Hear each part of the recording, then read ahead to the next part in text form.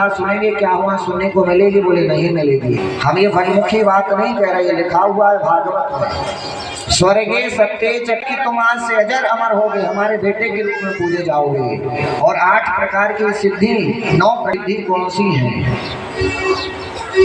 एक सिद्धि नहीं 8 प्रकार की सिद्धि होती है महाराज। बोले महाराज वह सिद्धि किसी भी छोटे, हनुमान जी को देखा आपने, मशक समान रूप कपि धरे।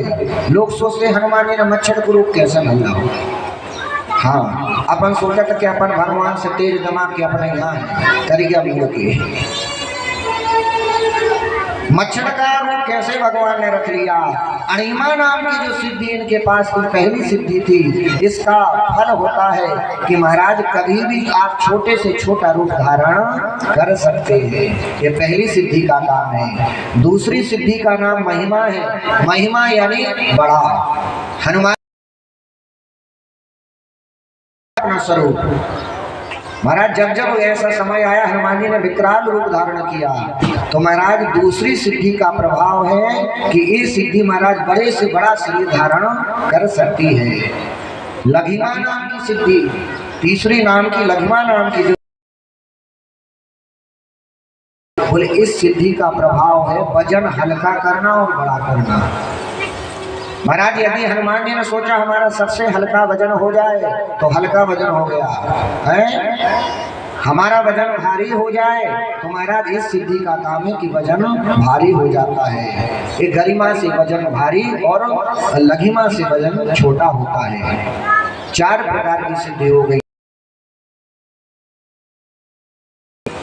5वीं सिद्धि प्राप्ति नाम की है। बोले प्राप्ति सीधा सीधा अर्थ है प्राप्त करना।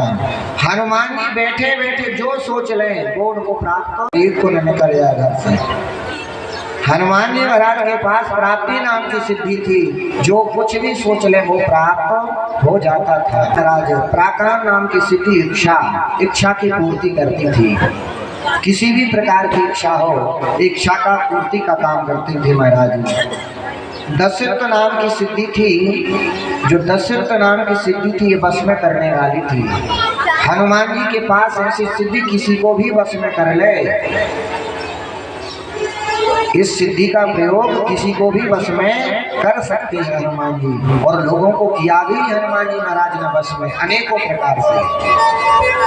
तो ऐसी अनेक प्रकार की सिद्धि है। ईश्वर महाराज ईश्वर नाम की सिद्धि थी। पद्म, अब यदि हनुमान जी की कथा सुनाते रहेंगे तो हमने कहा था 2-3 तो हनुमान जी की कथा में बीत जाएंगे। ये तो 8 प्रकार की सिद्धि हो गई। 9 प्रकार की निधि भी है। निधि का मतलब होता है संपन्नता। तो 9 अष्ट सिद्धि 9 निधि के दाता, असबर दीन जानकी माता। हनुमान जी महाराज की सेवा करने से, हनुमान जी महाराज की पूजा करने से महाराज अनेकों प्रकार की सिद्धि हमारी प्राप्त हो जाती है, अनेकों कार्य बन जाते हैं। 9 प्रकार की निधियों से महाराज हमारे यहाँ संपन्नता आती है। नमः पार्वती पतये हर हर महादेव। बस बोलत का नहीं चल रहा होता, प्रेशर है कोनों को नहीं, बहुत सुने बोलो, हमें कोई दिक्कत वाली बात नहीं है। जबरदस्ती को कोई काम ही नहीं है। यदि किसी बोलिए हनुमान जी महाराज की। अच्छा एक काम करो, हम तना परीक्षा लेना आज लास्ट कर रहे हैं। महिलाएं लगभग पुरुष वर्ग शायद बराबर होंगे, तो एक बार महिलाएं जयकारा बोलेंगे 2 और दूसरी बार पुरुष वर्ग। अच्छा नहीं आप हो रहे हैं, यदि ऐसा हो तो आप और समझ लो, पहले जयकारे बात कर रहे हैं। पहले महिलाएं, क्योंकि धर्म पत्नी महिलाओं को कहा जाता था है। जब जब धर्म होता है तो महिलाएं ही आगे आती हैं धर्म की रक्षा, धर्म का पालन करने के लिए। इसलिए धर्म पत्नी महिलाओं को, स्त्रियों को कहा गया है। तो बड़े भाव से जयकारा लगाएं। जे कोई तेज जयकारा लगे सो वहाँ कछु मिले भी नहीं, सो नहीं है कि फ्री फ्री में हम सब करवाते हैं। अब तो सब जो चाहत के मोबाइल हमारे पास आ जाए सो सब काम बन जाए। इन पंडित जी को ले लो, हम इनको दुआ दें, हम तो चाहते में लगो। बोलिए आप और होना में नहीं बोल रहे। हाँ, बारी बारी से पहले महिलाएं बोले, भैया देखत रहियो को तेज बोल रहा हूँ। बोलिए जागेश्वरनाथ भगवान की। अब आप और की बारी, अगर तुम्हारो भी आदमी में तो तुम्हारा अपन आ जाए। बोलिए जागेश्वरनाथ भगवान कितने ही है ना, तो मोबाइल और चल रहे हैं। बोलिए श्री शिव महापुराण की जय। तुम्हारो की नहीं पहुंची सब बाबा के तो जयकारा हर चीज का कारण है। कथा इसलिए सुनाई जाती है, और इस बार तो हम आपको एक एक विधि समझा रहे हैं। हर एक मनोकामना आपकी हो सकती है। हमने इतने अच्छे से आपको कथा सुनाई है। हर एक मनोकामना का अभिषेक शंकर जी के बारे में पत्र पुष्प हर देवता का है। हमने शायद पहले बताया था, जय लगाने से विजय की प्राप्ति होती है ना। हार कोई नहीं चाहा, जीत सब चाहा, जीत यानी विजय। तो जयकारा लगाने से वो आदमों की जयकारा नहीं लगाने। हाँ, आजकल आदमों के नेताओं के ज्यादा जयकारे लगा, नेताओं के जयकारा लगाने से कछु नहीं है। भगवान का जयकारा लगाना चाहिए। भगवान का जयकारा लगाने से विजय की प्राप्ति होती है। दूसरी बात, महाराज इस शरीर के द्वारा अनेकों प्रकार के, तो जैसे किसी वृक्ष पर पशु पक्षी बैठते हैं, आम लगे, अभी जैसे आम के फल पर सुआ तोता बैठ जाए, पक्षी बैठ जाए, तो आम का रखवाला क्या कहेगा? आम ना खा जाए तोता, तो क्या करता है तोता को भगाने के लिए? बोले महाराज चिल्लाता है, नहीं भगाना चाहता है। तो जैसे आम के वृक्ष पर तोता बैठा है आम को खाने के लिए, ऐसे भैया इस शरीर रूपी वृक्ष पर पाप रूपी कि महाराज पता नहीं चलेगा। तो महाराज इस शरीर रूपी वृक्ष पर पाप रूपी पक्षी बैठा हुआ है, और पाप रूपी पक्षी को भगाने के लिए क्या करना पड़ता है? बोले महाराज जयकारा लगाना पड़ता है।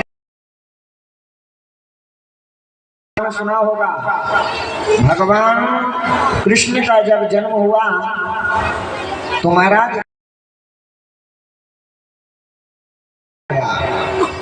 गोकुल में जाकर नंदोत्सव मनाया, क्योंकि यदि मथुराई में मनाने लगते तो महाराज कंस मार देता,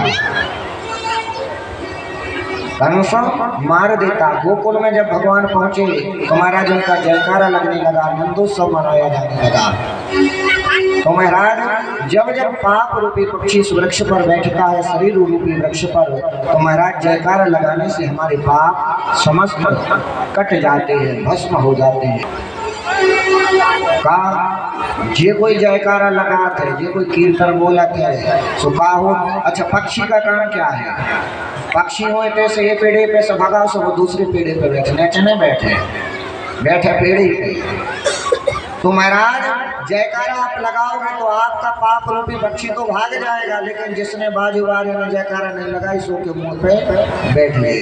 अब आप और जानो, आपको काम जाने। पुराण की कथा में वर्णन आता है, जो भैरव भगवान की जो उत्पत्ति हुई थी, ब्रह्मा जी का जिसने सिर काटा था 5। जाओ जहाँ ये ब्रह्म हत्या जाती जाए तुम वहाँ जाओ, जहाँ ब्रह्म हत्या रुक जाए वहीं पर इस ब्रह्मा जी भागते गए, ब्रह्मा जी का कपाल लिए, लेकिन कहीं ये ब्रह्म हत्या नहीं रुकी। आगे चलकर ये ब्रह्म हत्या जब बनारस पहुंची, कहाँ? बनारस। जब ये ब्रह्मा जी का कपाल था यानी सिर था, उस सिर को रख दिया कहाँ? वहीं बनारस की उस भूमि पर जहां पर वो पाताल में जानकी दूर हो गई। भगवान कहते हैं, महादेव कहते हैं, बनारस में जाकर जो व्यक्ति इस कपाल मोचन नाम का बनारस में स्थान है महाराज, जो व्यक्ति अपने पितरों का श्राद्ध तर्पण कपाल मोचन नाम के स्थान पर करता है महाराज, उसके समस्त पितृदोष नष्ट हो जाते हैं। समस्त पाप कपाल मोचन के दर्शन करने से बड़ी ब्रह्म हत्या कपाल मोचन नाम का जो स्थान है उसका आपको दर्शन करके दान करना चाहिए। वहां पर दर्शन दान करने से महाराज कपाल मोचन में समस्त ब्रह्म हत्याएं दूर हो जाती हैं। इस प्रकार महाराज कपाल मोचन भैरव की महाराज दधीची ऋषि के ये पुत्र हुए जिनका नाम पिप्पलाद हुआ। दधीची ऋषि नाम के जो ऋषि थे इनका नाम पिप्पलाद हुआ। एक बार की बात है कि क्या देवताओं को जब दैत्य परेशान करने लगे, क्या किया जाए, सारे देवता परेशान हो गए महाराज। प्रणवो पवन कुमार खल मन पावक ज्ञान धन जासुर दयागार बसई राम सरजा धर यत्र यत्र रघुनाथ कीर्तनम तत्र तत्र कृत। महाराज अस्थि से वज्र बनाओ। दधीची ऋषि समाधि में बैठे थे। यहाँ तक कि वर्णन देवता दौड़े दौड़े आए शरण में। दधीची ऋषि से कहा प्रभु हम आपसे वरदान चाहते हैं, बताओ क्या चाहिए तुम्हें। महाराज धन चाहिए, परिवार चाहिए, आशीर्वाद, बहुत परेशान कर रहे हैं और इनको वरदान है कि आप दधीची मुनि की हड्डी के द्वारा अस्त्र जो बनेगा उससे आपका बल होगा। दधीची मुनि ने महाराज बनाया और महाराज लड़ गए, देवताओं से जीत हो गई। एक दिन इनकी पत्नी दधीची ने ऋषि की पत्नी का नाम था सुवर्चा। दधीची ऋषि की पत्नी का नाम था सुवर्चा। सुवर्चा ने देखा कि आज हम अपने पति के दर्शन करके यहाँ देखा जाए। जब सुवर्चा दधीची ऋषि के स्थान पर पहुंची तो महाराज दधीची ऋषि का शरीर नहीं मिला। रोने लगी, विलाप करने लगी। देवताओं ने कहा हमने आपके ऋषि की, आपके पति की अस्थियों से वज्र बना दिया है। महाराज जहाँ पर दधीची ऋषि को जलाया गया है, बोले यदि मेरे पति जीवित नहीं है तो मैं भी जीवित नहीं रहूंगी। देवताओं ने रोक लिया। पति वियोग में मुनि पत्नी ने जलने को चिता बनाई है। देवों ने गिरा सुनाई है। देवताओं ने हाथ जोड़कर निवेदन किया, देवी आप सती होने जा रही हैं, लेकिन आपके गर्भ में जो बालक है वो कोई बालक साधारण नहीं है। एक काम करो, पहले इस बालक को निकाला नुकीला और नुकीले पत्थर से अपने पेट को फाड़ कर महाराज इस बालक को निकाल लिया। बालक को निकाल दिया महाराज। इस बालक को पीपल के नीचे डाल दिया और चली गई और अपने पति के महाराज जहाँ पर पति जले थे वहां पर जाकर ये सती हो गई। बालक को पैदा करके तू फिर चाहे जो कर सकती है, ईश्वर की ऐसी इच्छा है तुझसे टाल नहीं हो सकती है। और महाराज इनकी पत्नी सुवर्चा नाम की थी, वो पति लोगों को प्राप्त हो गई। महाराज जो बेटा का जन्म हुआ पीपल के नीचे रख दिया। यह देवताओं ने इसका नाम रखा, पीपल के नीचे इसका जन्म हुआ। पीपल ने इसको पाला, दूध पिया तो इसका नाम पिप्पलादी रखा गया। पिप्पलादी ऋषि। एक दिन जब पिप्पलादी ऋषि बड़े हो गए तो इन्होंने पूछा कि माँ, देवताओं से पूछा कि आखिर हमें इतना कष्ट क्यों भोगना पड़ा, ना हमें माँ के दर्शन मिले ना हमें पिता के दर्शन मिले, आखिर किस ग्रह की चाल थी, किस ग्रह का दोष था। महाराज बताया कि शनि की पीड़ा थी तुम्हारे ऊपर, इसलिए तुम्हें अपने माता पिता का मुख देखने नहीं मिला। दौड़े दौड़े गए पिप्पलादी ऋषि शनि के यहाँ। शनिदेव महाराज शनिदेव से युद्ध करने को तैयार हो गए। देवताओं ने रक्षा की। पिप्पलादी ने कहा बोले क्या? बोले शनि को मैं आज आदेश देता हूँ कि 16 वर्ष तक किसी भी बालक को शनि पीड़ा नहीं पहुंचाएगा। और जो पिप्पलादी यानी पीपल के वृक्ष के नीचे शनि की पीड़ा जिस व्यक्ति को है, पीपल के वृक्ष के नीचे जो व्यक्ति सरसों के तेल का चतुर्मुखी दीपक रखेगा, शनि की पीड़ा समाप्त हो जाएगी। ऐसा महाराज वरदान दिया। और श्री महाराज की जय। कि माँ मैं भी दूध पीना चाहता हूँ, माँ मैं दूध के बिना नहीं जीऊंगा, कहीं ना कहीं से आप दूध लाओ। माँ ने क्या, बेटा यदि तुम दूध ही पीना चाहते हो तो हम तुम्हें दूध और नमः शिवाय का जाप करो। मिट्टी के पार्थिव शिवलिंग बनाकर महाराज भगवान शिव की आराधना होते हैं। तो महाराज गिव शिव की भोले बाबा कितनी बुराई की इस बच्चे से कि भाई भक्त दृढ़ भक्ति। जाओ बेटे, आप लोगों महादेव ने कि बेटा तुमने थोड़े से दूध की आशा की थी, अब तुम दूध के समुद्र में ही रहोगी। और वरदान दे दिया। तो दूध कुछ चाहिए तो दुनिया के सामने झोली फैलाता है, फैलाते हैं कि नहीं? इसके हमारे सामने भिक्षा मांगी है, इसलिए मैं प्रसन्न होकर वरदान देता हूँ।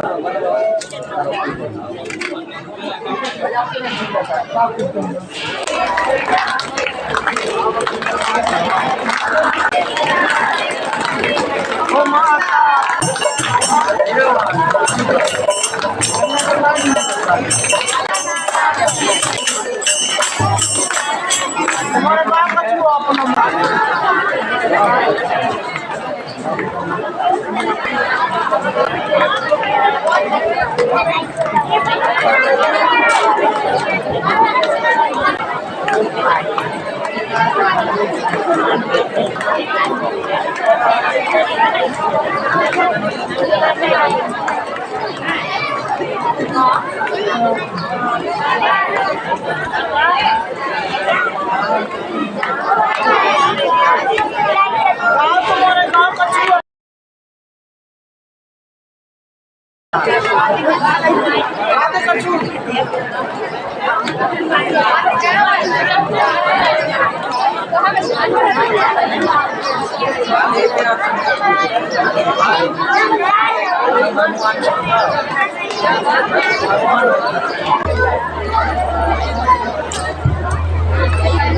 राधे श्री राधे। बोले शंकर भगवान की जय।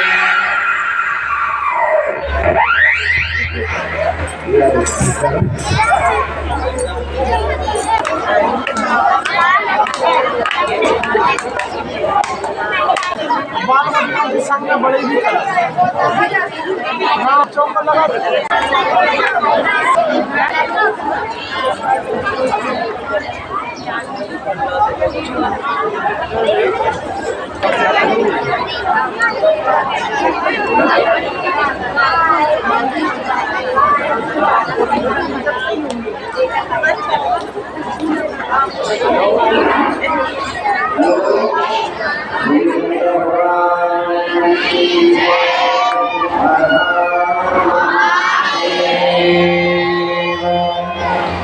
भगवान भी बहुत होशियार है। तुम्हारों की परीक्षा हमारी तो लेंगे तुम्हारों की पहले ले हमसे बात करवे को साथ ना मौका नहीं मिलो सो भगवान ने मौका देगा कि करो घरे तो बतिया नहीं पा रहे नहीं मत आली। बोलिए शंकर भगवान। किस प्रकार भगवान ने उस बच्चे के दूध की कामना को पूर्ण किया।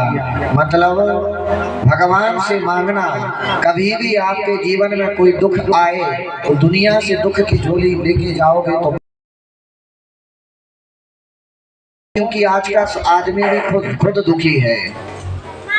आज का आदमी स्वयं दुखी है, वो तुम्हें दुखी देगा। जिसके पास धन होता है वही देगा, जिसके पास धन होगा वो धन देगा, जिसके पास अन्न होगा वो अन्न देगा है, और जिसके पास हाथ लगने वाला है, क्योंकि संसार दुखालय है।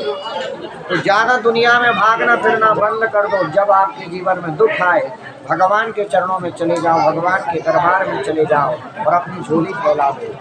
तत्क्षण भगवान उसी समय आपके ऊपर। दुनिया में समय नहीं गवाया, सुख दुख का साथी है। जीवन में हर चीज का जोड़ा है, सुख है तो दुख है, रोना है तो हंसना है, पति है तो पत्नी है, बाप है तो बेटा है, कुछ नहीं। सुख दुख का जोड़ा है, आपके जीवन में दुख मांगा, सुख नहीं मांगा। क्यों?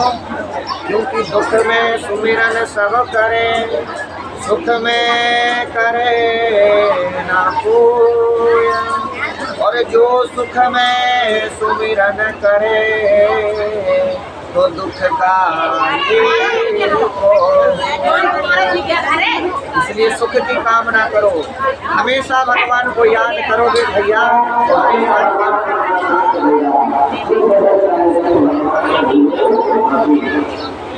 आगे चलकर वर्णन आता है अश्वत्थामा का भी अवतार। अश्वत्थामा आज भी अमर है, अश्वत्थामा को अमर होने का वरदान है। अश्वत्थामा कौन है? शिव पुराण में वर्णन आता है अश्वत्थामा शिव जी के अवतार है, शिव जी के अवतार ही अश्वत्थामा है। महाराज द्रोणाचार्य ने भगवान शिव का बहुत तप किया कि हमें एक आपके जैसा पुत्र प्राप्त हो, बहुत आराधना की तो महादेव प्रकट हो गए, और महादेव जब प्रकट हो गए तो महादेव से वरदान मांगा, प्रभु हमें एक ऐसे पुत्र चाहिए जो अयोनिज हो महाराज, और आपके ही द्रोणाचार्य यदि तुम पुत्र की कामना करते हो तो हम ही तुम्हारे पुत्र बनकर आएंगे। और भगवान महादेव ही अश्वत्थामा का रूप लेकर द्रोणाचार्य के घर में आए, और अश्वत्थामा था द्रोणाचार्य गुरु का पुत्र, लेकिन धीरे धीरे पांडवों का विरोध करने लगा, क्योंकि कौरवों की संगति थी। की कथा अपने भागवत में सुनी होगी, बस हम आपको अवतार बता रहे हैं। और अश्वत्थामा अजर है, अमर है। आज भी अश्वत्थामा से प्रति 7 लोग, मतलब अब तो 8 लोग अजर अमर हैं। अमर विभीषण भी अजर अमर है, और कृपा परशुरामस्य, कृपाचार्य अमर है, परशुराम भगवान भी अजर अमर है। अश्वत्थामा मलर्व्यासो हनुमांश विभीषणः कृपा परशुरामस्य सप्तैते चिरजीविनः। और 8 में अमर, पहले 7 लोग थे, फिर 8 में कौन हुए? बोले सप्तेता स्मरे नित्यम मार्कंडेय। मार्कंडेय ऋषि का नाम सुना होगा, देवी पुराण में मार्कंडेय ऋषि की कथा का वर्णन आता है। तो मार्कंडेय ऋषि भी 8 में 8 अजर अमर लोगों के प्रातः कालीन सुबह सुबह नाम लेता है। अच्छा 100 साल 8 में चले जा, हम जो हम देख नहीं सके हैं, हम जो बुरा वाला इतना दुख हो रहा आज के जीवन में, ऐसी बुराई भला है। 100 साल कैसे कटे पता है? 100 साल जो व्यक्ति जीवा है, भगवान की बड़ी विशेष कृपा। बोले सप्त जीवित वर्ष शतम, लिखा है जो इन 8 नामों का जो अमर है, जो लोग इन 8 लोगों के जो नाम प्रातः काली लेता है, जीवित वर्ष शतम, सत यानी 100 वर्ष फल खाते, ऐसे नहीं, सत जीवित वर्ष शतम सोपी सर्व व्याधि विवर्जिता। महाराज अनेक प्रकार की व्याधि होगा, कोई भी रोग नहीं होगा उस व्यक्ति को जो सुबह प्रातःकालीन इन 8 अजर अमर लोगों के नामों को लेता है। बोलिए भक्तवत्सल भगवान की। कल हमने आपको दुर्वासा ऋषि की कथा सुनाई थी। दुर्वासा ऋषि कितने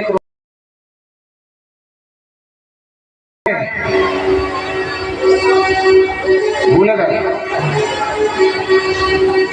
अब हम कहाँ तक याद कर रहे हैं?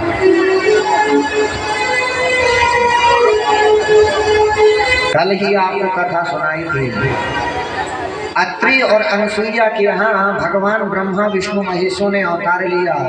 कौन? विष्णु जी दत्तात्रेय बन के आए, विष्णु जी दत्तात्रेय बन के आए। महाराज भगवान भोलेनाथ दुर्वासा ऋषि बन के आए, और ब्रह्मा जी चंद्रमा बन के। तो दुर्वासा ऋषि बहुत क्रोधी महात्मा है, जहाँ जहाँ भी तत्क्षण समय पर थोड़ा सा क्रोध आ जाए, ऐसे तो आपने भागवत में कथा सुनी होगी, अम्बरीश सूर्य वंश के जो राजा अम्बरीश थे, एकादशी का व्रत करते थे। एकादशी निर्जला राजा थे, प्रतापी सम्राट थे, व्रत को करते थे, निर्जला पानी की बूंद न पियते। और तो दिन भर खाते हैं, कोई भूख लगी आज उपास हो रहा है। निर्जला व्रत करते थे महाराज। लेकिन हुआ क्या है, एकादशी के दिन कभी कभी दूसरे दिन प्रदोष लग जाता है। तो कहते हैं, वर्णन है शास्त्र में कि प्रदोष से पहले एकादशी का व्रत हमें तोड़ देना चाहिए, पारण कर लेना चाहिए।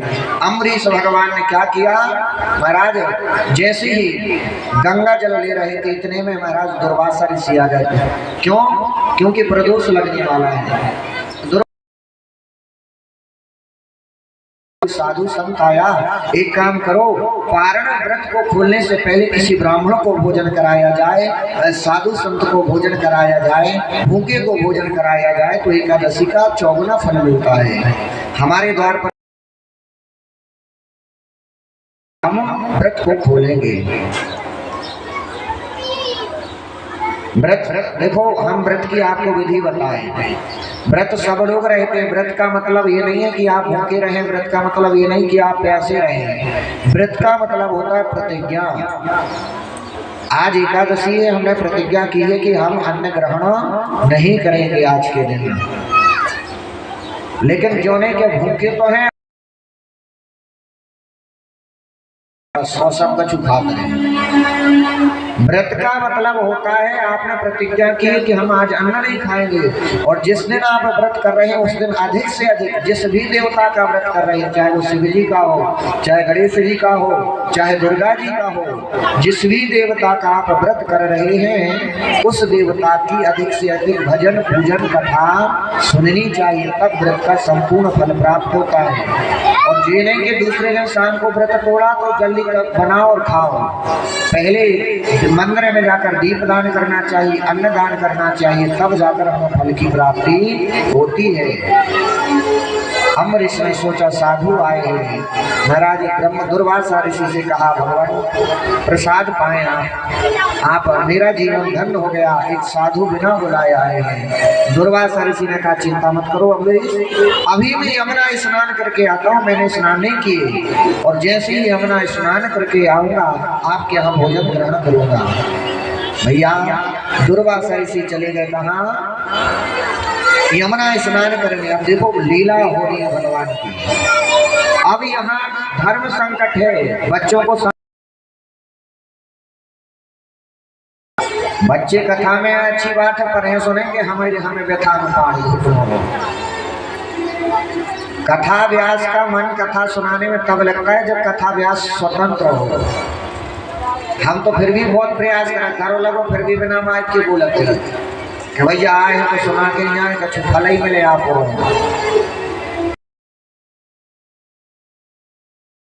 से कर रहे थे, दुर्वासा ऋषि ने कहा हम यमुना स्नान करके आएंगे फिर आपके यहाँ भोजन करेंगे।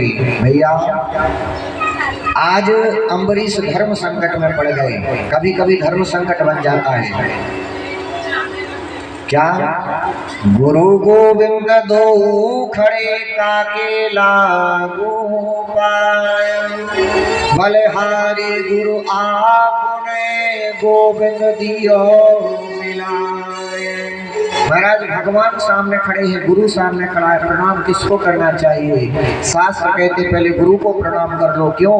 क्योंकि गुरु ने ना सदमार्ग बताया होगा ना तुम्हें भगवान की प्राप्ति होती। यहाँ धर्म संकट में अम्बरीश है, प्रदोष लगने वाला है और हम दुर्वासा ऋषि अभी तक आए नहीं, क्या किया जाए? महाराज इन्होंने भोजन नहीं किया, भगवान का चरणामृत जो हाथ में लिया और जो चरणामृत लेकर पीने वाले थे इतने में दुर्वासा ऋषि आ गए। और जो इन्होंने हाथ को ऐसा दिखा, रे श्राप देता हूं मैं तुझे अम्बरीश, किसी ब्राह्मण का तुमने निमंत्रण, साधु का निमंत्रण आमंत्रण करके भोजन को आमंत्रित किया, तुम पहले भोजन करने जा रहे हो, श्राप देता हूं मैं तुझे।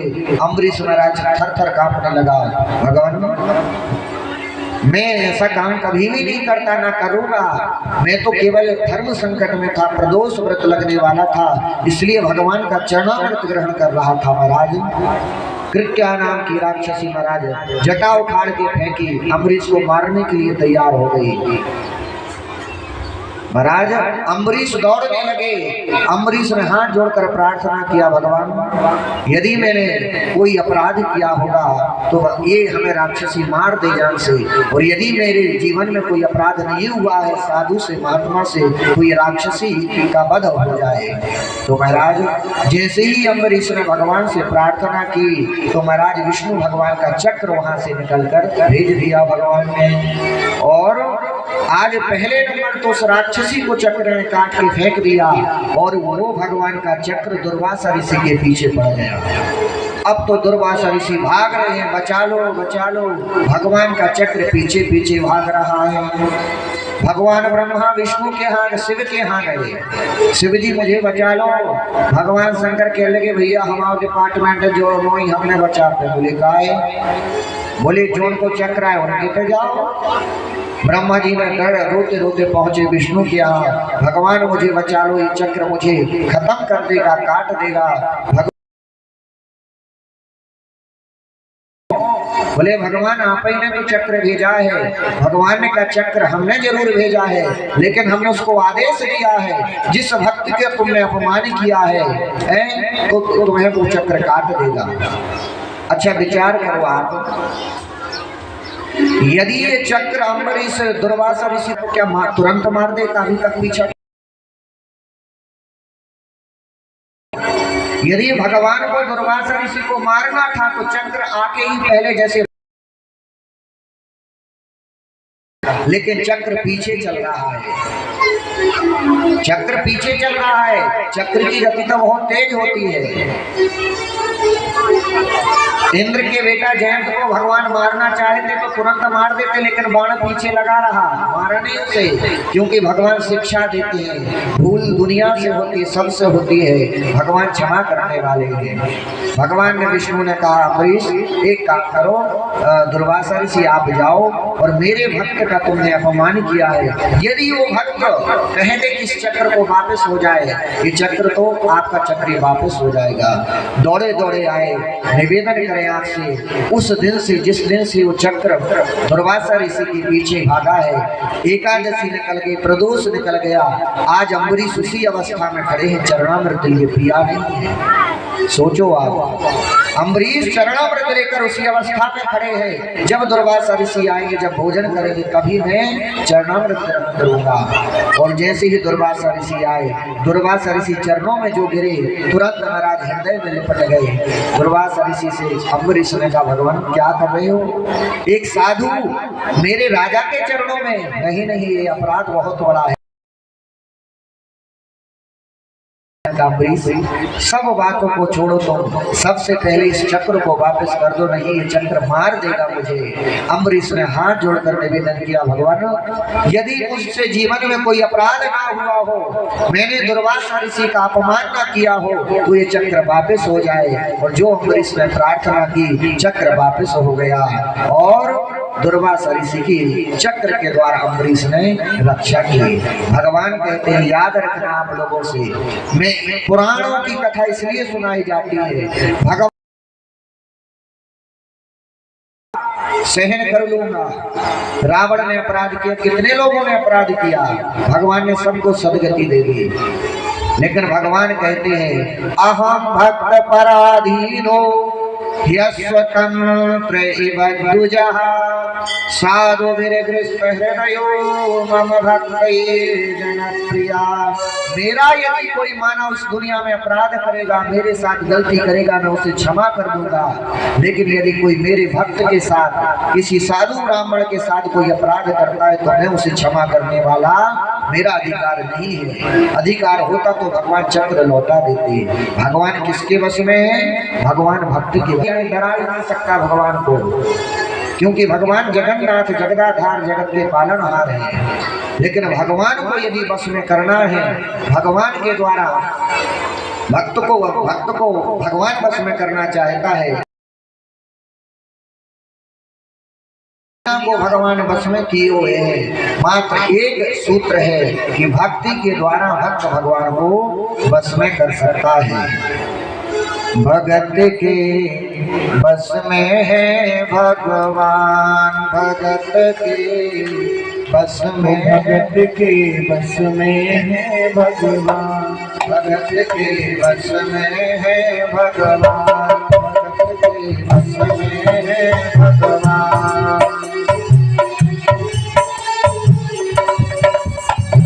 भक्त के बिना कुछ भी नहीं है, भक्त के बिना कुछ भी नहीं है, भक्त ही सबकी जान, भगत के।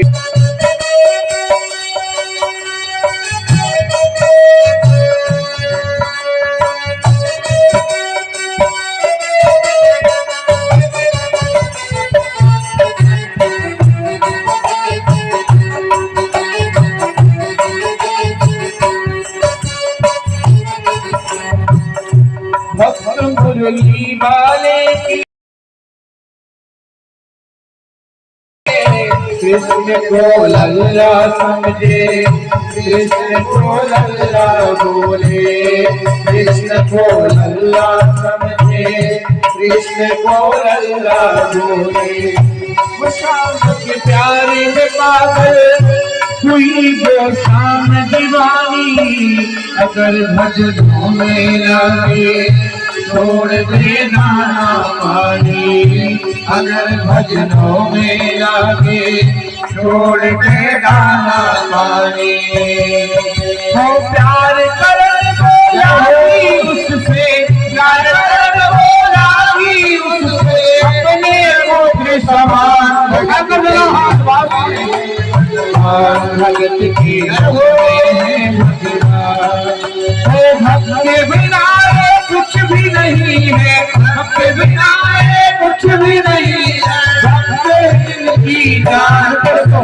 उठाकर बोलो हाथ भाव से, भगत के बस में है भगवान।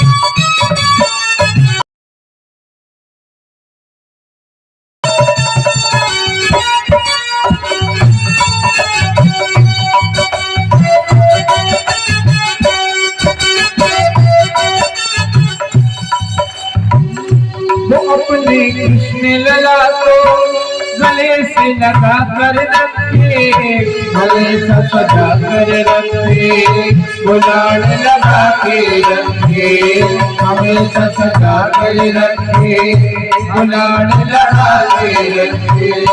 वो दिन में भाग के देखे, रात में जाग के देखे, कभी अपने कमरे से शाम को जाग के देखे, कभी अपने कमरे से शाम को जाग के देखे। अपनी जान से ज्यादा रखती, अपने जान से ज्यादा रखती, अपनी जान से ज्यादा रखती, अपनी जान से ज्यादा रखती, अपने भगत के भक्त में है भगवान। वो भक्त बनाए कुछ भी नहीं है, भक्त बनाए कुछ भी नहीं, अरे भक्त बनाए कुछ भी नहीं है, भक्त बनाए कुछ भी नहीं है, भगत के भक्त में है भगवान, भगत के भक्त में है भगवान, भगत के भक्त में।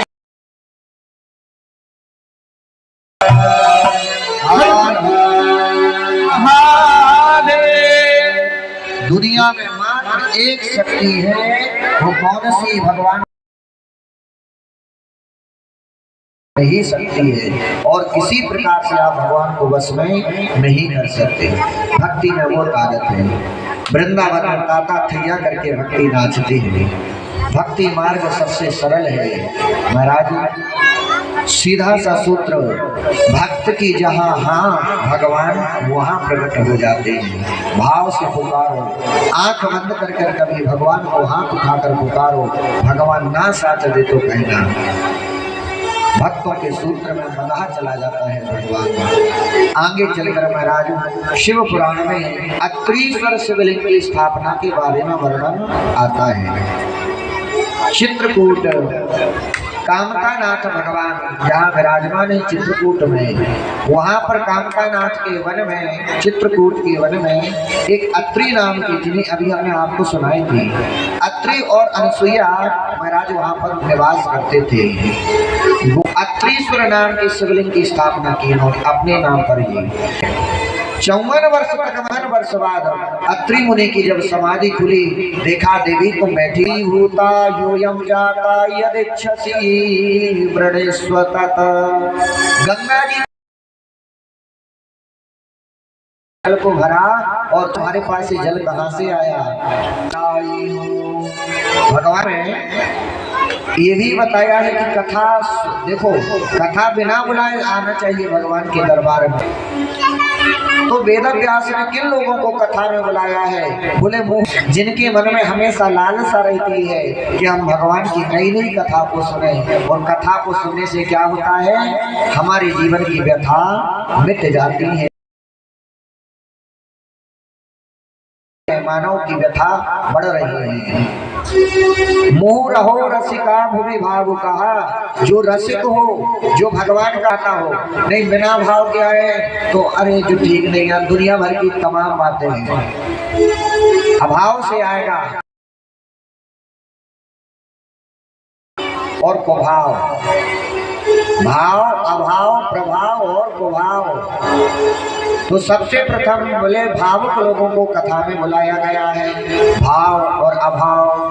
बोले दूसरा व्यक्ति प्रभाव, बोले जिस व्यक्ति का प्रभाव ज्यादा होता है वो तो कथा सुनने आएगा ही नहीं कहीं। क्या करना कथा में, तो सब ऐसे ही है। हाँ, प्रभाव वाला व्यक्ति आएगा तो उसको प्रभावशाली व्यक्ति आएगा, पद प्रतिष्ठित वाला आएगा तो उसको अपना ही पद दे।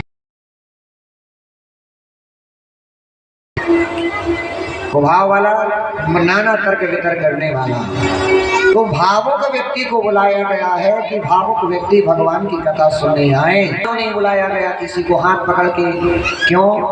देखो सीधा, जैसे अभी वैशाख का महीना चल रहा है, वैशाख के महीने में सबसे ज्यादा प्याऊ खोली जाती है, और निवेदन है अपने घर पर छत पर कहीं ना कहीं वैशाख के महीने गर्मी भरा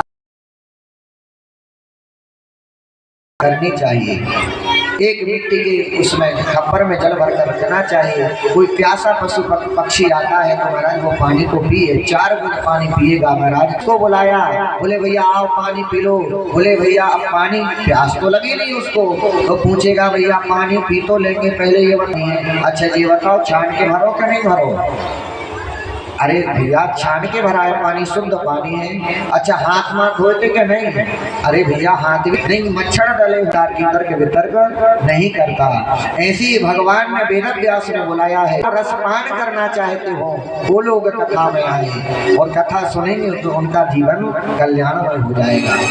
निवेदन आपसे कर रहे थे कि अनुसुईया के तप से प्रसन्न हो गए, अनुसुईया का पतिव्रता से तप से महाराज गंगा जी प्रसन्न हो गई और अत्रि मुनि के यहाँ गई।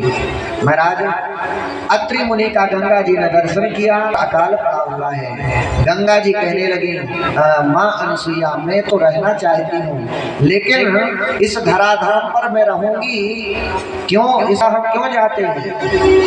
पाप ही धोबे जाते का नहीं जाते, कहते करो पाप और एक डुबकी लगाओ, हर हर गंगे और माँ से चले आए और फिर पाप में लीन हो गए।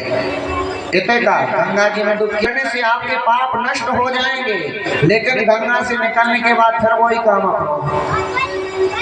अब गंगा जी क्या करें? जितने पाप किए वो तो नष्ट हो गए, लेकिन आगे आप क्रोध मोह लोभ ईर्ष्या की बातें करने लगे, दूसरों की बुराई करने लगे, निंदित कर्म करने लगे। माँ मैं यहाँ रहूंगी इस पृथ्वी लोक पर, लेकिन इस दुनिया के पापी लोग हम में स्नान करेंगे तो मैं अपवित्र हो जाऊंगी। गंगा मैया ने कहा ठीक है, ऐसी बात है, आप रहना कहती हैं रहो यहाँ, तो मैं कहती हूँ पतिव्रता स्त्रियं दृष्ट्वा पापनाशो भवेत् मम शुद्धा जाता विशेषेण गौरी तुल्या पतिव्रता। मां, आप हमें 1 वर्ष का पति अनुसुईया ने तुरंत संकल्प करके 1 वर्ष का पतिव्रता पुण्य महाराज गंगा को दे दिया। वहीं से मंदाकिनी मैया का प्रागट्य हुआ। बोलिए मंदाकिनी मैया की। हर हर। अत्रि नाम के मुनि ने की, गंगा जी का प्रकट हुआ और आगे चलकर अत्रि ने जो शिवलिंग की स्थापना की थी उस शिवलिंग का नाम हुआ अत्रीश्वर शिवलिंग। अनेकों ऋषि देवताओं ने, हमें आप नहीं कर रहे केवल शिवलिंग की पूजा, सारी दुनिया के ऋषि महात्मा, भगवान राम ने भी शिवलिंग की स्थापना की। पार्थिव शिवलिंग बनाए भगवान श्री राम ने, माँ पार्वती ने, माँ सीता ने शिवलिंग निर्माण किए की। इस प्रकार महाराज अनुसुईया और अत्रीश्वर की कथा, अत्रीश्वर शिवलिंग की कथा का वर्णन आता है। अनेकों शिवलिंग अलग अलग विराजमान हैं। अहिल्याबाई का नाम तो आप सबने सुना होगा। इंदौर नगरी मालवा क्षेत्र में अहिल्याबाई जैसा शिव भक्त कोई नहीं था। अहिल्याबाई महाराज इतना शिव भक्त थी, महाराज जब तक अहिल्याबाई रही, जहां जहां अहिल्याबाई रही, उन्होंने वहां शिव मंदिर बनवाया। आज भी ओमकालेश्वर से आगे आप जाओगे, महेश्वर नाम का स्थान है जहाँ पर अहिल्याबाई का किला बना हुआ है। आज भी महाराज वहाँ पर शिवलिंग की पूजा रोज नित्य प्रति ब्राह्मण करते हैं और उनको दक्षिणा भी दी जाती है। जहाँ जहाँ अहिल्याबाई गई। हमें भी जीवन में कुछ काम जरूर करना चाहिए। कौन कौन काम? पहला, जिस व्यक्ति के, जिस परिवार में कन्या का जन्म नहीं हुआ, वो परिवार कभी सुखी नहीं रह सकता। महाराज जिस माँ बाप को पीले हाथ करने का सौभाग्य नहीं मिला, वो महाराज जीवन में कभी सुखी नहीं रह सकता। एक कन्यादान जीवन में जरूर करना चाहिए। आपके यहाँ कन्या नहीं है, दूसरे की कन्यादान, आपको कन्यादान लेना चाहिए। जीवन में दूसरा काम महाराज, एक कुआं खुदवाना चाहिए। जीवन में कभी भी परोपकार की भावना से कुआं, बावड़ी, बोर इत्यादि तालाब, तलाशें बनाना चाहिए। ये जीवन का दूसरा काम है। तीसरा काम, बोले महाराज पेड़ पौधों को लगाना चाहिए। आम है, पीपल है, बरिया है, जामुन है, उमर, इन 5 पेड़ों में से आपको एक पेड़ जीवन में जरूर लगाना चाहिए। वृक्ष ये परोपकार के लिए, क्योंकि आप वृक्ष लगाओगे दूसरे को छाया मिलेगी। तो जब आप वहां जाओगे ना, उस लोक में जब यमराज डायरी खोलेंगे, जहां देखा कड़की महाराज कड़कड़ाती बड़ी बड़ी कड़ाई चढ़ी हैं, खोल रहा है तेल, उनमें पटक दिया जाता है। महाराज हजारों किलोमीटर धूप में पैदल चलाया जाता है, कहता है जी मुझे छाया दो। तो यमराज कहते कभी तुमने किसी को छाया दी? रहा हो, तुम्हारा लगाया वृक्ष के नीचे बैठ जाए, उसको छाया मिले। कभी तुमने जीवन में किसी को छाया नहीं दी, अब छाया मांगना चाहते हो तो जीवन में वृक्ष लगाना चाहिए। जल की व्यवस्था करनी चाहिए। महाराज मंदिर बनवाना चाहिए, लेकिन हम मंदिर के पक्ष में जाना नहीं रहते। क्यों? नया आपसे एक निवेदन करें, मंदिर बनवाना बड़ी बात नहीं है। आपके पास पैसा है, भगवान ने धन दिया, आप मंदिर बनवा सकते हैं, लेकिन मंदिर बनवाना बड़ी बात नहीं है। मंदिर की सेवा करना बड़ी बात है। मंदिर बनवा के तो आप चले जाओगे और आपके जाने के बाद यदि मंदिर में भगवान को भोग नहीं लगेगा, भगवान के दरबार में उजीला नहीं होगा, भगवान की सेवा नहीं होगी, तो महाराज पुण्य से ज्यादा पाप मिलेगा। तो महाराज क्या करना चाहिए? बोले महाराज ऐसी जगह देखो, मंदिर बनवाओगे तो सब लोग बनवाए तो गाँव में मंदिर ही मंदिर हो जाए, तो क्या करना चाहिए? बोले जो भी आपके गाँव में मंदिर है, महाराज उस मंदिर का जीर्णोद्धार करवा, आपको भगवान ने धन दिया है तो उस धन से उस मंदिर की कोई भी एक काम करा दो। आप मंदिर की सेवा कर दो किसी भी प्रकार की। जैसे हम अपने घर को सुंदर बनाना चाहते हैं, सही बताओ, हम इतना धन कमाते हैं, लाखों करोड़ों रुपए, क्यों? अच्छा, इतना धन कमाने के बाद धन कहाँ खर्च होता है? सबसे ज्यादा घर में खर्च होता है। न तुम जीवन भर तो खाते हो करोड़ों रुपया को, न पहनते हो। सबसे ज्यादा आदमी को पैसा लगाते घर में, और जित तो लगा जाओ तो लगा जाए। घर एक ऐसी चीज है, ना खा सकते हो धन से, क्योंकि खाओगे तब जब पेट सही रहे, बीमारी होगी तो खाओगे क्या? तो महाराज आपको धन दिया तो मंदिर में आप सेवा करें, कुछ ना कुछ छोटा बड़ा काम आप करवा दें। और नए मंदिर से ज्यादा महाराज पुराने मंदिर का जीर्णोद्धार आप कराओगे तो आपको डबल पुण्य की प्राप्ति होगी। क्यों? क्योंकि महाराज किसी गरीब को, किसी भूखे को भोजन दो तो आपको ज्यादा पुण्य मिलेगा। और भोजन जो खा पी के आए 56 भोग और अपन कितना अच्छो बनाओ, नहीं भूख नहीं लगी है, कैसे खाएगा वो? तो ऐसी जगह सेवा करो। आपको कहीं दिखता है कि कोई मंदिर का जीर्णोद्धार है, थोड़ा सा आप जितना धन आप लगा सकते हो लगा देना चाहिए और भगवान के यहाँ उस धन को अर्पण कर देना चाहिए। ये जीवन के कुछ उद्देश्य सूत्र हैं। दूसरों को परोपकार करना चाहिए। अनेक प्रकार की कथाओं का वर्णन आता है। बोलिए श्री शिव महापुराण की हर हर महादेव। सुख की साध साथी, दुख में न कोई, मेरे राम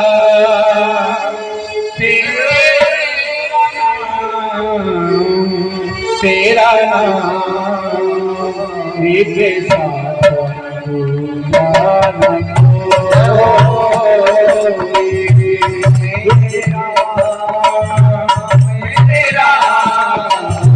तेरा नाम एक साथ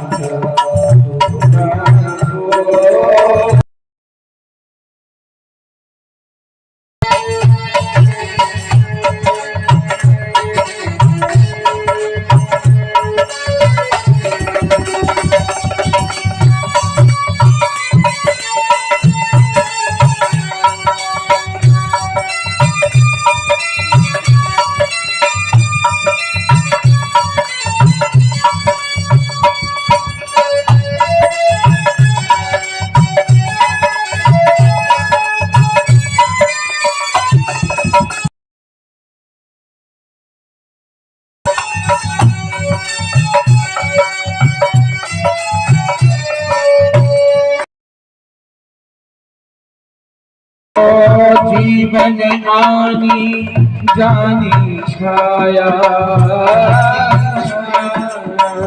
जीवन आनी जानी छाया, झूठी काया झूठी माया, फिर काहे को सारी उमरिया, फिर काहे को सारी उमरिया, पाप की घटनी होई, सुख के सब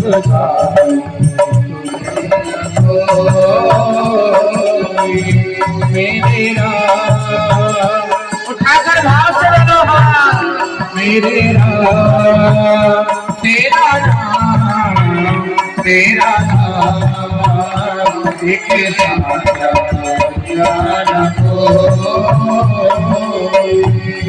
और देखिए कितनी सुंदर बात कही है, बड़ा ही सुंदर पद लिखा हुआ है। ओ ना कुछ तेरा ना कुछ मेरा,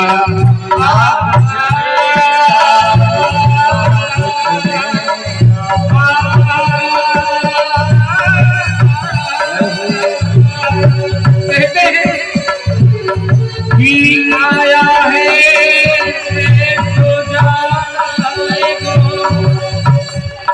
राजा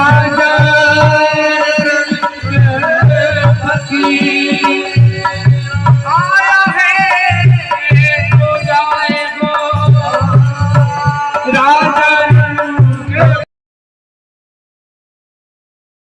विकास चलो मोरी आया है सुझाना ही पड़ेगा इसलिए ओ ना कुछ तेरा ना कुछ मेरा ना कुछ तेरा ना कुछ मेरा एक जग जोगी वाला मेरा एक जग जोगी वाला मेरा राजा होया रंग छवि का अंत कैसा होई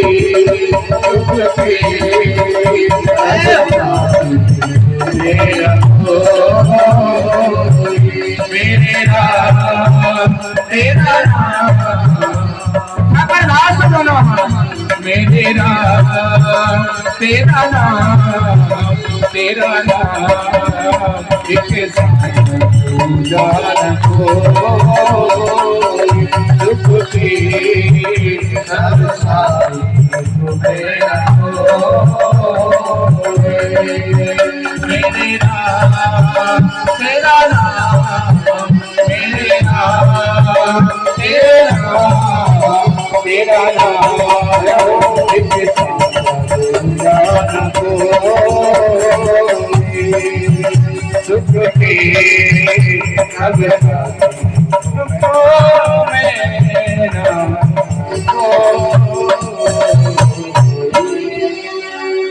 कर ले कमाई ऐसी जो साथ जा सके।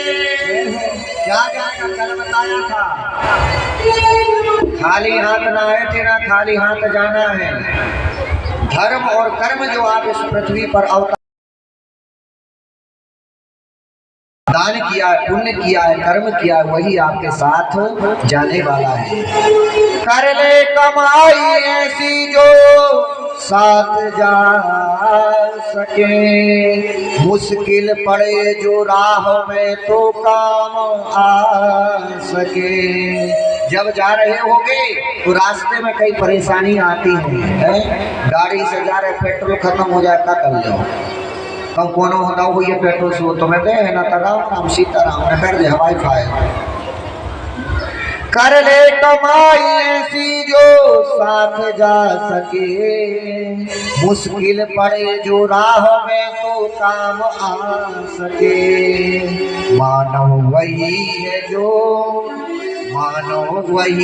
जो इसका कुछ लाभ पा सके। लाभ के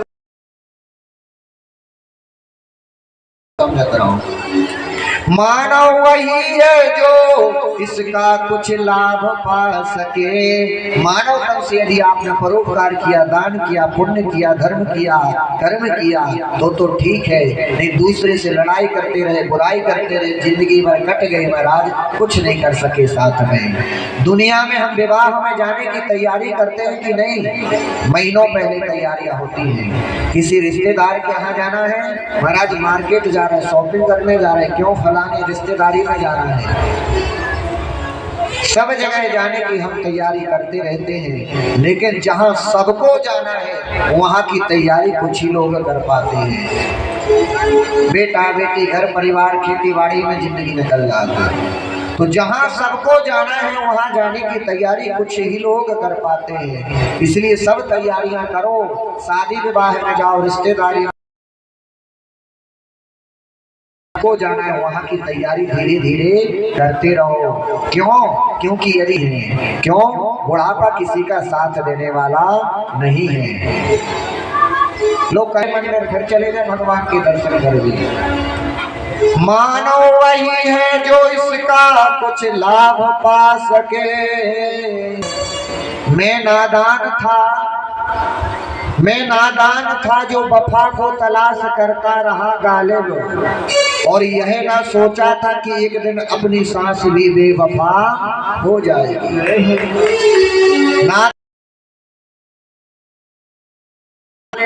और यह ना सोचा कि एक दिन अपनी सांस भी बेवफा हो जाएगी, सांस छोड़कर चली जाएगी। इसलिए अभिमान मत करना जीवन में कभी, शरीर का कभी नाक में बहे गो नालो।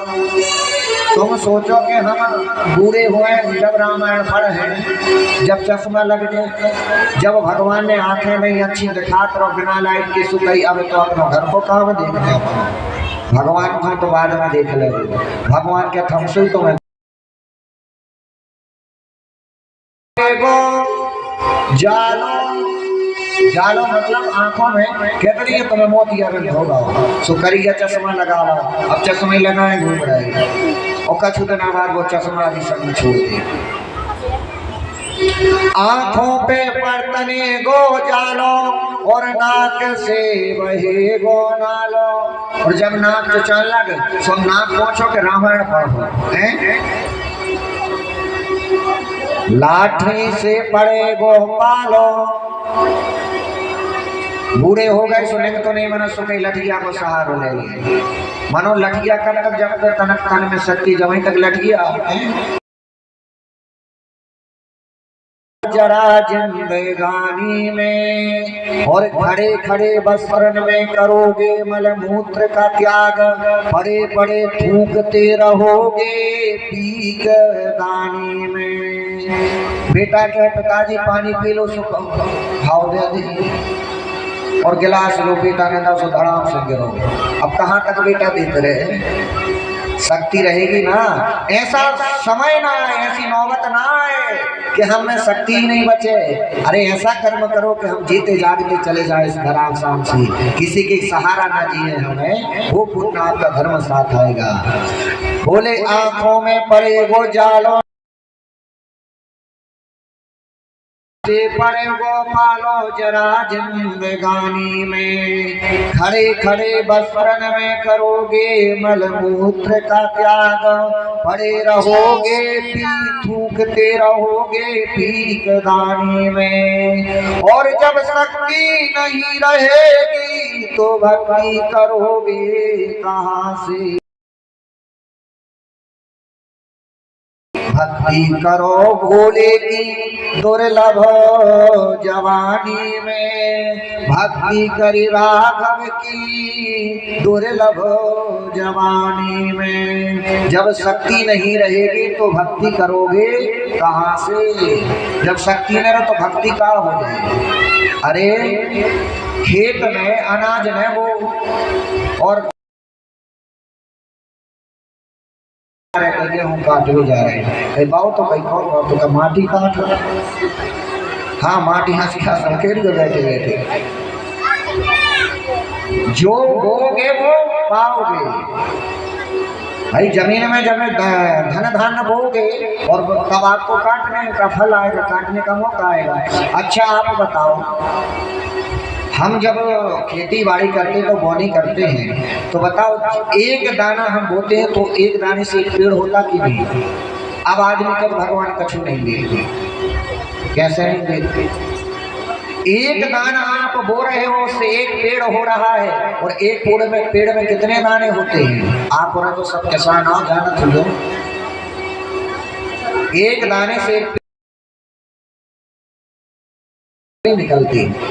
ऐसे ही आपने यदि 1 रुपये भी भगवान के दान किया, धर्म किया है, तो महाराज वो चौगुना आपके पास लौटकर वापस आएगा। जैसे महाराज जल, आप 1 लोटा जल चढ़ाओगे भगवान को, तुम्हारा 10 लोटा जल तुम्हारे भोर में पहले आ जाए खाते में, मैं ब्याज पे।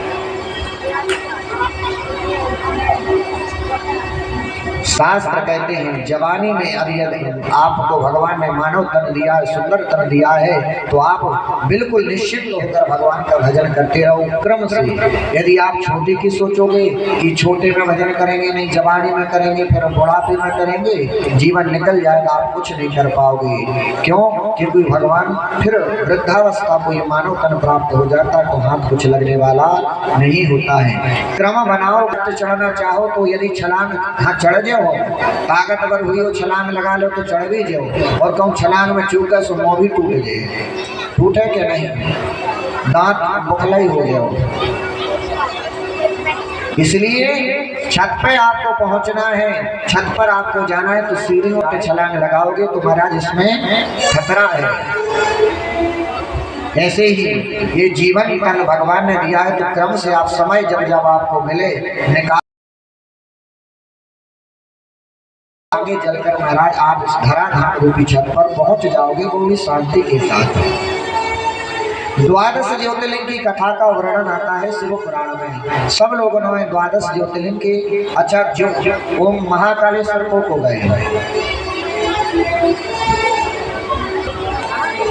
क्या करना अपन कम जा पैसा खर्च करोगे जाके। हाँ, ताजमहल आगरा जावे तो 50-100 जन में करा ताजमहल वाले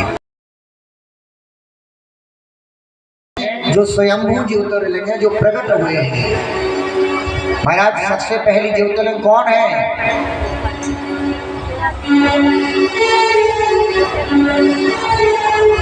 सौराष्ट्रे सोमनाथम चा।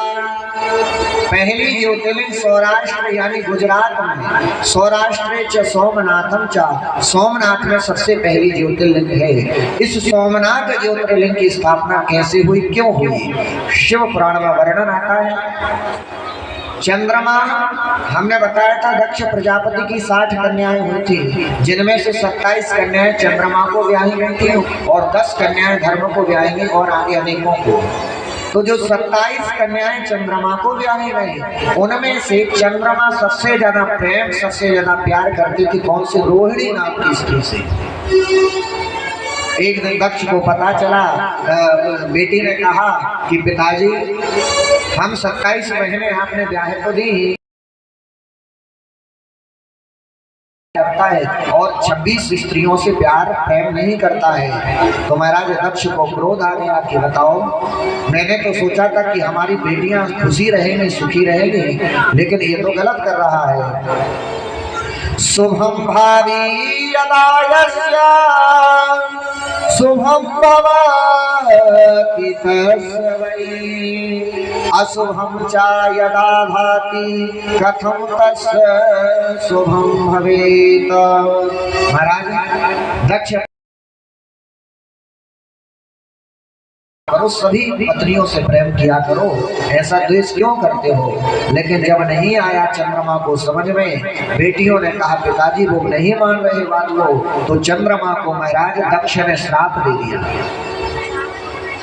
दक्ष ने चंद्रमा को श्राप दे दिया कि तुम क्षय रोगी हो जाओगे। क्षय रोग होता है, जानते होंगे आप लोग, क्षय रोग होगा तुम्हें महाराज, कौन हो जाएगा? चंद्रमा तो बौखला गए कि बताओ, ससुर जी ने दामाद को श्राप दे दिया। अच्छा, दक्ष भी बहुत श्राप देते हैं, रामायण आपने पढ़ी होगी, नारद जी को भी श्राप दिया दक्ष प्रजापति ने। आप दो क्यों दिया नारद जी को श्राप पता है? पहली बात तो यहाँ संशय यह है कि बताओ, नारद जी देवर्षि नारद संत, देवताओं के ऋषि, और कहाँ दक्ष प्रजापति साधारण ब्रह्मा के बेटे। तो नारद जी को श्राप क्यों दिया? दक्ष प्रजापति के कई विवाह हुए थे, जिसमें से महाराज एक पत्नी से 10,000 पुत्र हुए। तो 10,000 पुत्र जा रहे थे, नारद जी ने कहा कहाँ जा रहे हो? बोले हम वन में जा रहे हैं। क्यों? बोले थोड़ा घूमेंगे फिरेंगे, फिर अपनी सेवा करेंगे पिता की। बोले भैया यदि मानव तन मिला है तो भगवान का भजन करो। और महाराज 10,000 पुत्रों को निकाल दिया भगवान का भजन करने।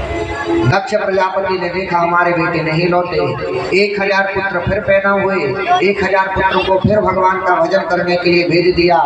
दक्ष को पता चला अरे ये नारद का काम है, श्राप दे दिया नारद, मैं तुम्हें श्राप देता हूँ, 2 घड़ी से ज्यादा तुम टिक नहीं सकते कहीं, क्योंकि ज्यादा रुकोगे, ज्यादा संगत करोगे तो महाराज लोगों को बहकाओगे तुम, इसलिए मैं श्राप देता हूँ कि तुम ज्यादा रुक ही नहीं सकते किसी जगह पे। श्राप दे दिया। संशय यहाँ पर ये उठता है कि बताओ एक साधारण व्यक्ति का श्राप नारद ऋषि को कैसे लग गया? संत होना पर मतलब क्या? संत क्यों? संत श्रेष्ठ होता है, जो हर क्रियाओं का अंत कर देता है वो संत होता है। साधु कौन? बोले जो अपने स्वाद को त्याग दे।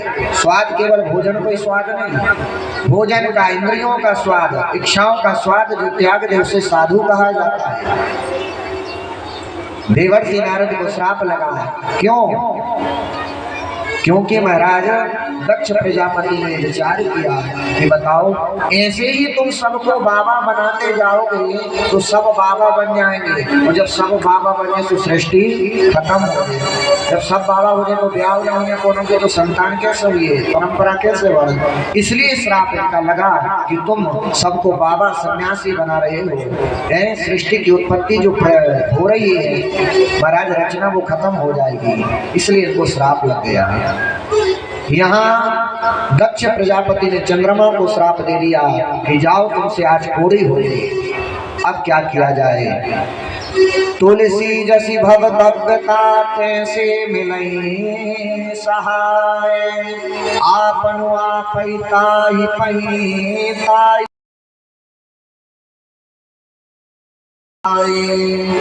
क्या हुआ, अब महाराज जो होना था वो तो हो गया, लेकिन देवताओं ने कहा चंद्रमा से एक काम करो, तुम शिव की आराधना करो। महाराज आज महामृत्यु का जप करके पार्थिव शिवलिंग बनाकर महाराज चंद्रमा शिव की उपासना करते हैं। और महाराज चंद्रमा ने जब शिव की उपासना की तो महाराज भगवान शिव भोलेनाथ प्रकट हो गए, और भोलेनाथ ने प्रकट होकर कहा क्या वरदान चाहिए। बोले देव देव महादेव परमेश नमोस्तुते, उमया सहिता शंभो स्वामी भवा। बोले भगवान देवों के देव महादेव कुछ नहीं चाहता, मुझे श्राप लगा हुआ है, कोड़ी हो गया हूँ मैं, क्षय रोग हो गया है, भगवान मुझे आशीर्वाद दो आप। सोमनाथ भगवान प्रकट किया है, हमारी साधना की है, इसलिए मैं तुम कोड़ जो तुम्हें क्षय रोग हुआ है मैं वरदान देता हूँ, तुम्हारा क्षय रोग समाप्त हो जाएगा। और मैं तुम्हें एक अमृत की कला भी दे रहा हूँ, तुम्हारी समय समय पर तुम्हारे से अमृत की बूंद भी टपकती रहेगी जो भक्तों को आनंद देगी। और महाराज चंद्रमा को सोम भी कहा जाता है, चंद्रमा का नाम सोम है। तो महाराज सोम ने भगवान शिव को प्रकट किया, इसलिए वहां पर सोमनाथ के नाम से भगवान की ज्योतिर्लिंग वहां पर स्थापित हो गई। बोलिए सोमनाथ भगवान की हर हर महादेव। और आज भी जिस व्यक्ति को क्षय रोग हो, कोढ़ का रोग हो, में जाकर शिव की आराधना करता है, महादेव उसके रोग को दूर करते हैं। आपने सोमवार की पोथी में पढ़ा होगा कि महाराज पुजारी कोढ़ी हो गया और व्रत करने से महाराज भगवान की कृपा से उसका कोढ़ दूर हो गया, वो कोढ़ से क्षय रोग से मुक्त हो गया। सौराष्ट्रे सोमनाथम च श्रीशैले मल्लिकार्जुनम। महाराज दूसरी जो ज्योतिर्लिंग है जिसका नाम मल्लिकार्जुन है। मल्लिकार्जुन का हमने बताया था, मल्लिकार्जुन भगवान क्यों वहां पर प्रकट हुए। कार्तिकेय की महाराज कार्तिकेय रूठ कर चले गए थे महाराज, तो इनके दर्शन करने के लिए जब शिव और पार्वती गए तो महाराज शिव पार्वती उसी दिन से वहीं पर रहने लगे अपने बेटे के पास उसी पर्वत पर। तो महाराज मल्लिकार्जुन नाम से ज्योतिर्लिंग की स्थापना हुई। बोलिए श्री मल्लिकार्जुन भगवान की जय। तीसरी ज्योतिर्लिंग जो है वो महाकाल, महाकालेश्वर, कालों के काल। हाँ, काम करे जो चंडाल का, तो चंडाल का भी काम क्यों नहीं किया हो, लेकिन यदि महादेव की शरण में जाता है, महाकाली की शरण में जाता है तो महाराज महाकाल उस समस्त पापों को भस्म कर देते हैं। कल बताया था हमने महाकालेश्वर ज्योतिर्लिंग दक्षिण मुखी है, और आज भी महाकाल के यहाँ कोई राजा, कोई नेता, कोई मंत्री रात नहीं रुक सकता। बड़े से बड़े कार्य होते हैं तो महाराज महाकालेश्वर के सिग्नेचर होते हैं वहाँ पर, उनकी आज्ञा के बिना वहाँ कोई कार्य नहीं होता है। महाकालेश्वर की स्थापना कैसे हुई। बोले महाराज एक दूषण नाम का दैत्य था, दूषण नाम का दैत्य आया और इतना महाकालेश्वर उस एरिया में आकर महाराज इतना उसने त्याग नहीं किया, देवताओं को कष्ट देने लगा। उज्जैन में रहने वाले जितने भी लोग थे सबको कष्ट देने लगा। बोलिए महाकालेश्वर भगवान की हर हर महादेव शंभो काशी विश्वनाथ हर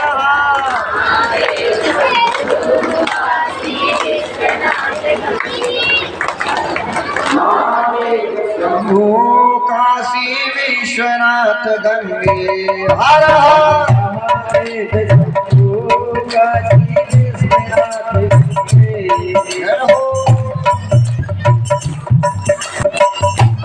हर हर महादेव शंभो काशी विश्वनाथ हर हर महादेव शंभो काशी विश्वनाथ गंगे महादेव शंभो काशी विश्वनाथ गंगे माता पार्वती गंगे माता पार्वती गंगे माता पार्वती गंगे माता पार्वती गंगे हर महादेव शंभो काशी विश्वनाथ गंगे हर हर महादेव शंभो काशी विश्वनाथ गंगे हर हर महादेव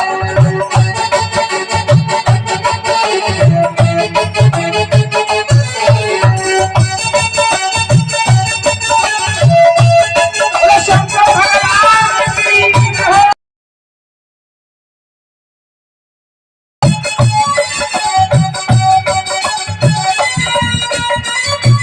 सभी लोग हरा तो झाकर भाव से ओ हरे हरे महादेव ओ हरे हरे महादेव ओ हरे हरे महादेव ओ हरे हरे महादेव पीछे वालों की तो आवाजें नहीं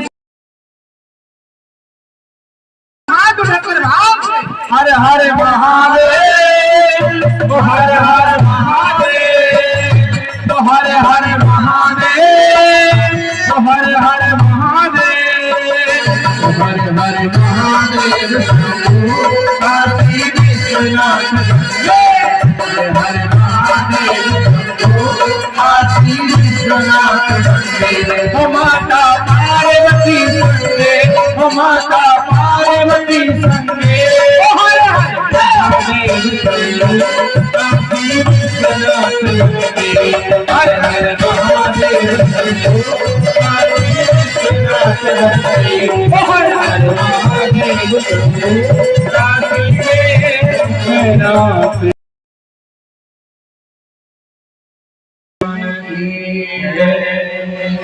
इस प्रकार दूसरा नाम का दैत्य बहुत अत्याचार करने लगा तो महाराज सभी उज्जैन के जो वासी थे वो प्रताड़ित होने लगे। क्या किया जाए? श्री नंदीश्वर भगवान सनत कुमारों से कहते हैं कि जब सारे वहाँ के वासी लोग प्रताड़ित हो गए, पीड़ित हो गए, तो महाराज सभी लोग उसमें उज्जैन बहुत भगवान शिव की आराधना करते थे। महाराज समस्त वहाँ के वासी गए और ब्राह्मणों से निवेदन किया कि भगवान ये दैत्य दूषण नाम का दैत्य बहुत परेशान कर रहा है, आप हम लोगों की रक्षा करो। ब्राह्मणों ने कहा चिंता मत करो भैया, भगवान भोलेनाथ देवों के देव महादेव सबकी रक्षा करने वाले हैं और हम आपकी भी रक्षा करेंगे। इतना कह के सभी लोग तो चले गए वो और भगवान शिव की उन्होंने आराधना प्रारंभ कर दी। महाराज मिट्टी के पार्थिव शिवलिंग बनाकर पूजन